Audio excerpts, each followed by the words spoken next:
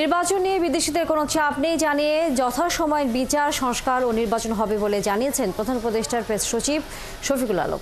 তার মতে অন্য যে কোনো সরকারের চেয়ে বর্তমান অন্তর্বর্তী সরকারের ম্যান্ডেট বেশি আছে। চট্টগ্রাম বন্দর কাউকে দেয়া হচ্ছে না জানিয়ে তিনি বলেন, দেশের ভালোর জন্যই বিদেশি বিনিয়োগ বাড়িয়ে সরকার দেশকে লাভবান করার চেষ্টা করছে। রহিম রুমনের প্রতিবেদন।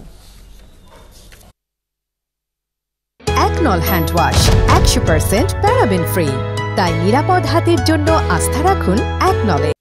রাজনৈতিক নানা উত্তাপের মধ্যেই শনিবার থেকে দেশের রাজনৈতিক দলগুলোর সাথে বৈঠক করছে অন্তর্বর্তী সরকার। প্রধান রাজনৈতিক দলগুলোর সাথে বৈঠকের পরদিন ক্যাপিটাল মার্কেট জার্নালিস্ট ফোরামের সাথে মতবিনিময় করেন প্রধান উপদেষ্টার প্রেস সচিব।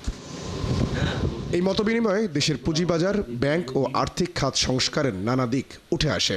সাংবাদিকদের প্রশ্নের জবাবে দেশকে লাভবান করতে সরকার সব কাজই গুরুত্বের সাথে করছে বলে আশ্বস্ত করলেন প্রধান উপদেষ্টার প্রেস সচিব। তো রিফর্মের মধ্যে তো এগুলো সবই পড়ে। আপনি ইকোনমিক রিফর্ম করবেন, চিটাগাং পোর্টকে এড়িয়ে আপনি রিফর্ম করতে পারবেন না, বিকজ আপনার জব তৈরি করতে হবে এবং এই জব তৈরিটা চিটাগাং পোর্টের এফিসিয়েন্সির সাথে জড়িত।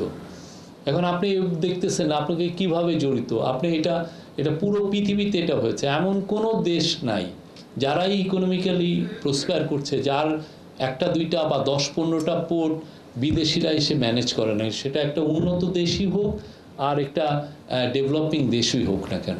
তিনি জানান, দেশকে বিশ্ববাজারে একটি ম্যানুফ্যাকচারিং হাবে পরিণত করতে হলে শক্তিশালী একটি সমুদ্র বন্দর দরকার। চট্টগ্রাম বন্দর কাউকে দিয়ে দেয়া হচ্ছে না, বরং বন্দরের ব্যবস্থাপনাকে বিশ্বমানের করতেই সরকার কাজ করছে বলেও জানান তিনি।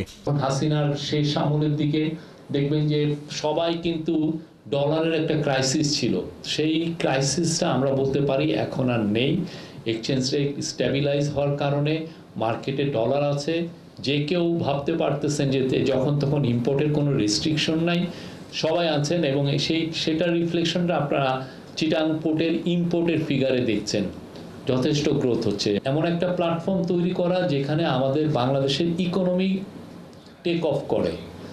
ইকোনমির গ্রোথ যদি টেক অফ করে তাহলে যেটা হবে যে এটার ইম্প্যাক্ট অটোমেটিক্যালি আপনার শেয়ার মার্কেটে পড়বে। প্রেস সচিব জানান, রাজস্ব বাড়াতেই এনবিআরকে 2 ভাগ করা ছিল অন্তর্বর্তী সরকারের অগ্রাধিকার। ইন্টারিম গভর্নমেন্টের কাজের মধ্যে ইকোনমিক রিফর্ম রিফর্মটা একটা বড় একটা পার্ট। রহিম রুমন, 71, ঢাকা।